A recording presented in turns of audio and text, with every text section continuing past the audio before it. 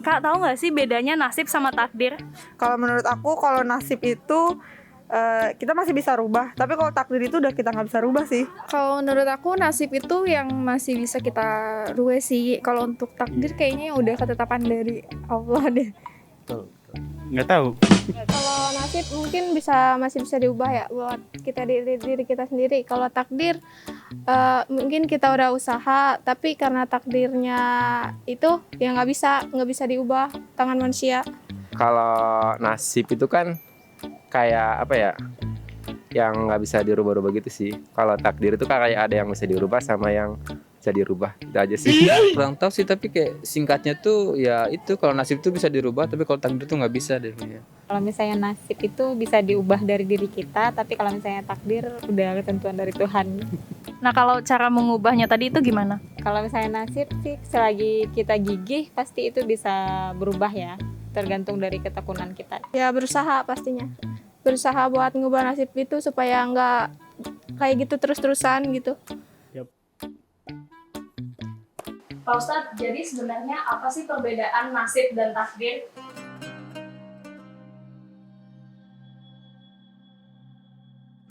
Assalamualaikum warahmatullahi wabarakatuh, sahabat Merdeka. Jadi memang fenomena antara nasib dan takdir ini masih banyak yang belum tahu di masyarakat kita gitu.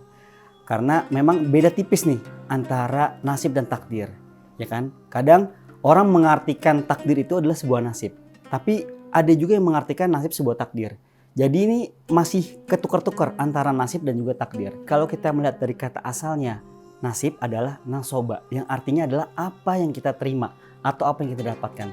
Tapi ini bisa kita pilih nih, mana misalkan kita mendapatkan yang baikkah atau yang burukkah gitu.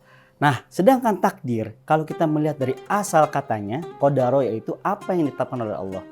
Nah, jadi misalkan ada orang yang bertanya, Pak Ustadz, kalau misalkan saya terlahir miskin, apakah itu sebuah nasib atau sebuah takdir?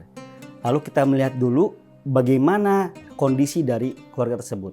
Ya, kalau kita melihat lagi kembali, nasoba itu adalah apa yang dia usahakan lalu kemudian dia dapatkan. Jadi ketika orang itu berusaha untuk mendapatkan sesuatu, itulah di situ nasibnya diberikan. Nah, takdirnya dia kembali kepada Allah yang menentukan. Dalam Al-Quran Allah berfirman, wabtaghi fima ataqallahu darul akhirah wala tansa nasibaka minad dunya. Carilah apa yang sudah Allah berikan pada kita, baik berupa nikmat. Wala tansa nasibaka minad dunya, dan janganlah kalian lupakan apa yang ada di dunia ini. Kurang lebih seperti itu dalam tafsirannya. Jadi memang apa yang sudah Allah berikan pada kita itu sudah Allah takdirkan. Misalkan kita saat ini berada di tempat ini, atau sahabat-sahabat Merdeka saat ini sedang menonton, itu adalah sebuah takdir yang Allah berikan kepada sahabat-sahabat Merdeka. Nah, pilihannya, nasibnya adalah apakah sahabat Merdeka itu ingin menyebarkan atau menonton video ini untuk kebaikan sahabat Merdeka, itu kembali kepada pilihan yang diberikan kepada sahabat Merdeka. Lalu kemudian di ayat lain juga Allah menyebutkan yamhullahu ma yasha wa yuthbit, bahwa Allah menghapuskan apa yang sudah ditetapkan dan apa yang telah terjadi. Nah, dari sini kita melihat bahwa Allah Subhanahu wa taala bisa memberikan atau bisa menghapus segala takdir yang diberikan. Dengan apa? Dengan segala ikhtiar dan juga usaha yang memang dikerjakan oleh manusia tersebut. Kalau kita melihat, kadang manusia itu masih sangat berharap kepada dunia. Padahal pada hakikatnya kejarlah akhirat, maka dunia pun akan mengikuti. Jangan dibalik, jangan kejar dunia tapi berharap akhirat. Kalau kita melihat dari cerita sahabat Rasulullah SAW, bagaimana mereka berlomba-lomba untuk mendapatkan akhirat. Pada suatu ketika Rasulullah SAW sedang berkumpul bersama sahabat. Lalu kemudian Rasulullah SAW mengatakan, ada yang ingin masuk surga? Datanglah Utsman bin Affan kepada Rasulullah SAW, kemudian membisiki, ya Rasulullah SAW, wahai Nabi, saya ingin memberikan sepertiga harta saya.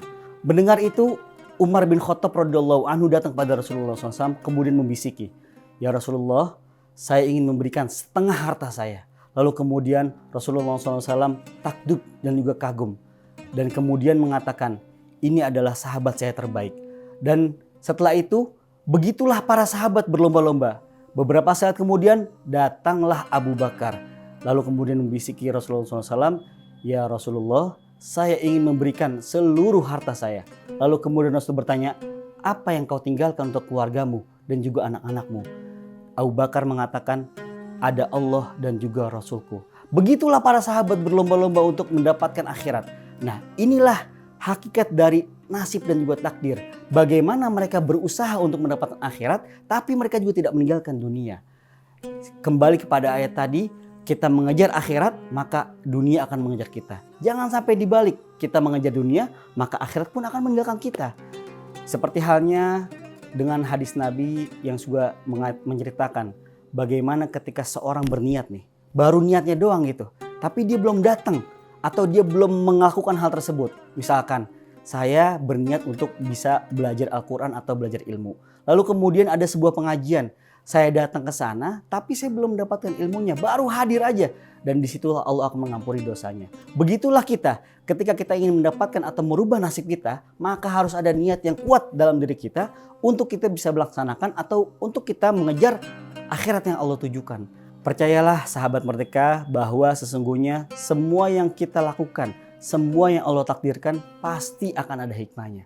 Dan perlu sahabat Merdeka ketahui bahwa titik terpasrah seorang hamba di saat yang tadinya dia berdoa, ya Allah aku ingin itu, aku butuh ini, aku pengen itu, dirubah menjadi ya Allah aku ikhlas atas apa yang aku dapatkan, aku ridho atas apa yang aku terima, aku menerima semua ketentuanmu, aku ridho. Oleh karena itu perbanyaklah doa, Allahumma inna nas'aluka ridhoka wal jannah wa na'udzubika min sakhatika wan nar.